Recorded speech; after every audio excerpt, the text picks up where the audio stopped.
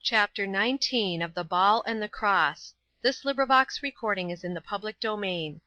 Ball and the Cross by G.K. Chesterton. Chapter 19. The Last Parley. Turnbull walked away, wildly trying to explain to himself the presence of two personal acquaintances so different as Vane and the girl. As he skirted a low hedge of laurel, an enormously tall young man leapt over it, stood in front of him, and almost fell on his neck as if seeking to embrace him. "Don't you know me?" almost sobbed the young man, who was in the highest spirits. "Ain't I written on your heart, old boy? I say, what did you do with my yacht?" "Take your arms off my neck," said Turnbull, irritably. "Are you mad?" The young man sat down on the gravel path and went into ecstasies of laughter. "No, that's just the fun of it. I'm not mad," he replied. "They've shut me up in this place, and I'm not mad." And he went off again into mirth as innocent as wedding bells. Turnbull, whose powers of surprise were exhausted, rolled his round grey eyes and said, "Mr. Wilkinson, I think," because he could not think of anything else to say. The tall man sitting on the gravel bowed with urbanity, and said, "Quite at your service. Not to be confused with the Wilkinsons of Cumberland. And, as I say, old boy, what have you done with my yacht? You see, they've locked me up here in this garden, and a yacht would be a sort of occupation for an unmarried man." "I am really horribly sorry," began Turnbull, in the last stage of bated bewilderment and exasperation, "but really—" "Oh, I can see you can't have it on you at the moment," said Mr. Wilkinson, with much intellectual magnanimity. "Well, the fact is," began Turnbull again, and then the phrase was frozen in his mouth, for round the corner came the goat-like face and gleaming eyeglasses of Dr. Quayle. "Ah, my dear Mr. Wilkinson," said the doctor, as if delighted at a coincidence. "And Mr. Turnbull, too! Why, I want to speak to Mr. Turnbull." Mr. Turnbull made some movement rather of surrender than of assent, and the doctor caught it up exquisitely, showing even more of his two front teeth. "I am sure Mr. Wilkinson will excuse us a moment." And with flying frock-coat he led Turnbull rapidly round the corner of a path. "My dear sir," he said, in a quite affectionate manner, "I do not mind telling you, you are such a very hopeful case, you understand so well the scientific point of view, and I don't like to see you bothered by the really hopeless cases. They are monotonous and maddening. The man you have just been talking to, poor fellow, is one of the strongest cases of pure idée fixe that we have. It's very sad, and I am afraid utterly incurable. He keeps on telling everybody," and the doctor lowered his voice confidentially, "he tells everybody that two people have taken his yacht. His account of how he lost it is quite incoherent." Turnbull stamped his foot on the gravel path and called out, "Oh, I can't stand this! Really—" "I know," said the psychologist mournfully. "It is a most melancholy case, and also fortunately a very rare one. It is so rare, in fact, that in one classification of these maladies it is entered under a heading by itself, perdinavititis, mental inflammation creating the impression that one has lost a ship. Really," he said with a kind of half-embarrassed guilt, "it's rather a feather in my cap. I discovered the only existing case of perdinavititis." "But this won't do, doctor," said Turnbull, almost tearing his hair. "This really won't do. The man really did lose a ship. Indeed, not to put too fine a point on it, I took his ship." Dr. Quayle swung round for an instant, so that his silk-lined overcoat rustled, and stared singularly at Turnbull. Then he said, with hurried amiability, "Why, of course you did. Quite so, quite so," and with courteous gestures went striding up the garden path. Under the first laburnum tree he stopped, however, and pulling out his pencil and notebook wrote down feverishly, "Singular development in the elenthyromaniac, Turnbull. Sudden manifestation of rapinavititis, the delusion that one has stolen a ship. First case ever recorded." Turnbull stood for an instant staggered into stillness. Then he ran raging round the garden to find MacIan, just as a husband, even a bad husband, will run raging to find his wife if he is full of a furious query. He found MacIan stalking moodily about the half-lit garden after his extraordinary meeting with Beatrice. No one who saw his slouching stride and sunken head could have known that his soul was in the seventh heaven of ecstasy. He did not think, he did not even very definitely desire. He merely wallowed in memories, chiefly in material memories, words said with a certain cadence or trivial turns of the neck or wrist. Into the middle of his stationary and senseless enjoyment were thrust abruptly the projecting elbow and the projecting red beard of Turnbull. MacIan stepped back a little, and the soul in his eyes came very slowly to its windows. When James Turnbull had the glittering sword point planted upon his breast, he was in far less danger. For 3 pulsating seconds after the interruption MacIan was in a mood to have murdered his father. And yet his whole emotional anger fell from him when he saw Turnbull's face, in which the eyes seemed to be bursting from the head like bullets. All the fire and fragrance even of young and honourable love faded for a moment before that stiff agony of interrogation. "Are you hurt, Turnbull?" he asked anxiously. "I am dying," answered the other quite calmly. "I am in the quite literal sense of the words dying to know something. I want to know what all this can possibly mean." MacIan did not answer, and he continued with asperity. "You are still thinking about that girl, but I tell you the whole thing is incredible.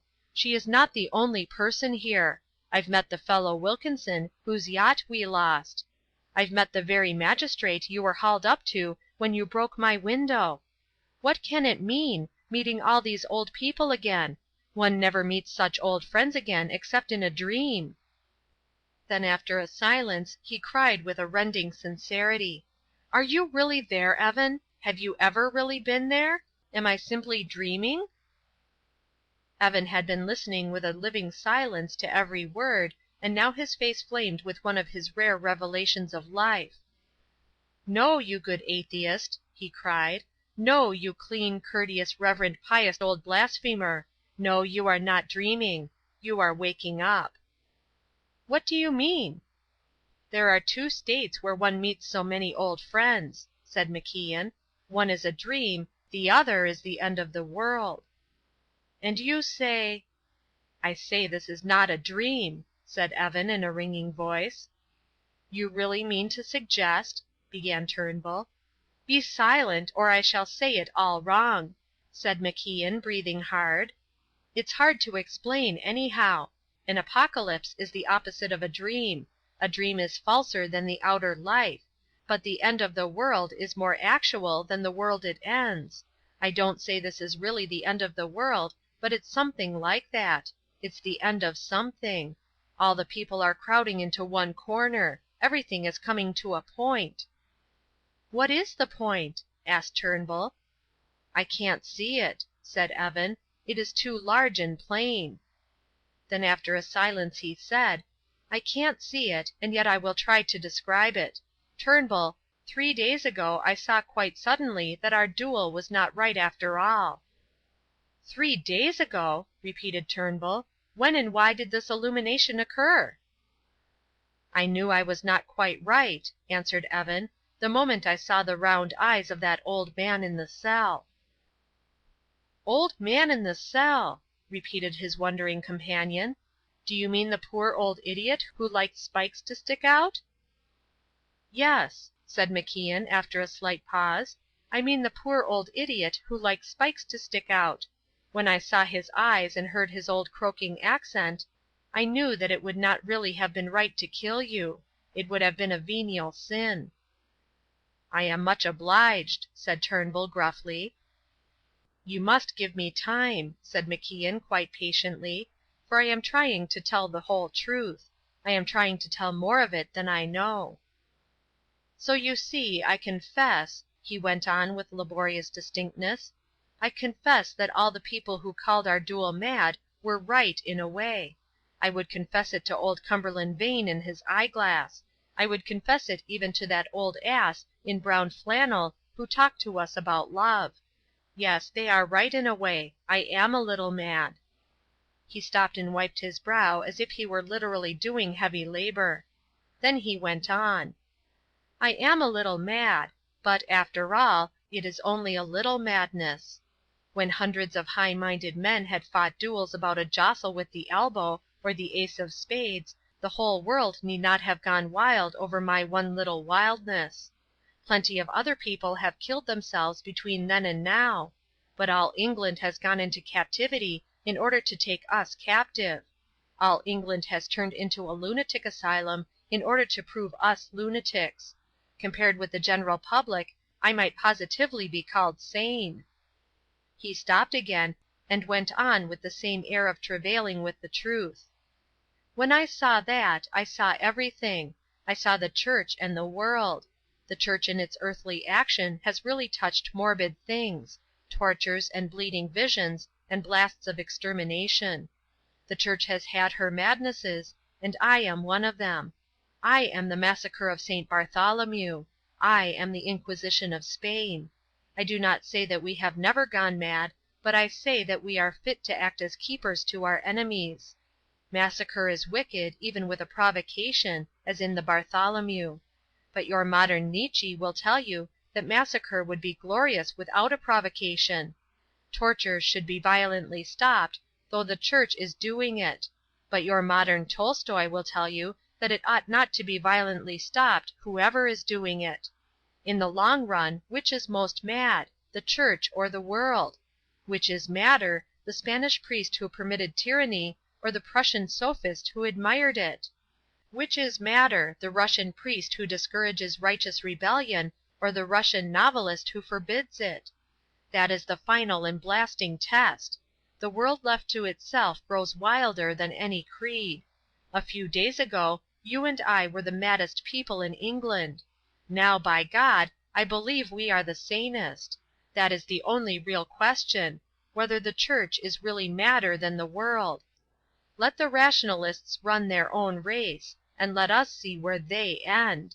If the world has some healthy balance other than God, let the world find it. Does the world find it? Cut the world loose!" he cried with a savage gesture.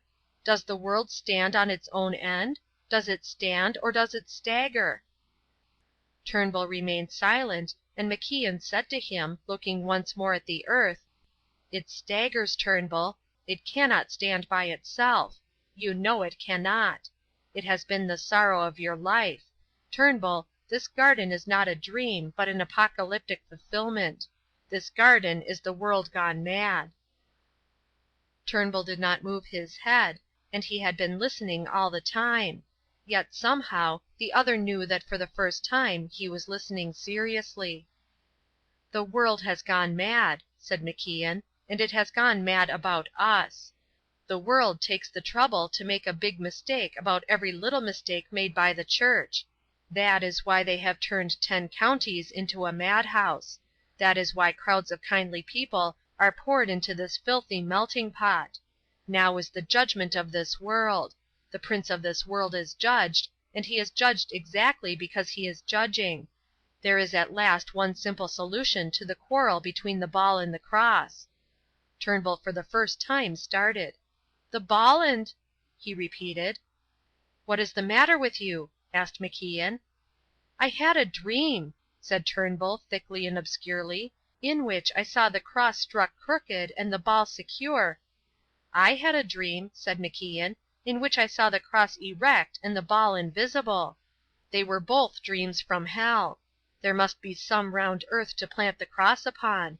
But here is the awful difference, that the round world will not consent even to continue round.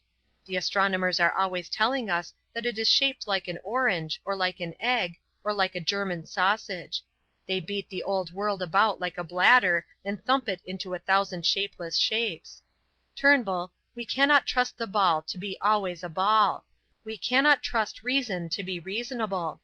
In the end the great terrestrial globe will go quite lopsided, and only the cross will stand upright." There was a long silence, and then Turnbull said, hesitatingly, "Has it occurred to you that since those 2 dreams, or whatever they were—" "Well?" murmured MacIan. "Since then," went on Turnbull, in the same low voice, "since then we have never even looked for our swords." "You are right," answered MacIan, almost inaudibly. "We have found something which we both hate more than we ever hated each other, and I think I know its name." Turnbull seemed to frown and flinch for a moment. "It does not much matter what you call it," he said, "so long as you keep out of its way." The bushes broke and snapped abruptly behind them, and a very tall figure towered above Turnbull with an arrogant stoop and a projecting chin, a chin of which the shape showed queerly even in its shadow upon the path. "You see it is not so easy," said MacIan between his teeth. They looked up into the eyes of the Master, but looked only for a moment. The eyes were full of a frozen and icy wrath, a kind of utterly heartless hatred. His voice was for the first time devoid of irony. There was no more sarcasm in it than there was in an iron club. "You will be inside the building in 3 minutes," he said, with pulverizing precision, "or you will be fired on by the artillery at all the windows. There is too much talking in this garden. We intend to close it. You will be accommodated indoors." "Ah," said MacIan, with a long and satisfied sigh, "then I was right." And he turned his back and walked obediently towards the building. Turnbull seemed to canvass for a few minutes the notion of knocking the Master down, and then fell under the same almost fairy fatalism as his companion. In some strange way it did seem that the more smoothly they yielded, the more swiftly would events sweep on to some great collision. CHAPTER XX.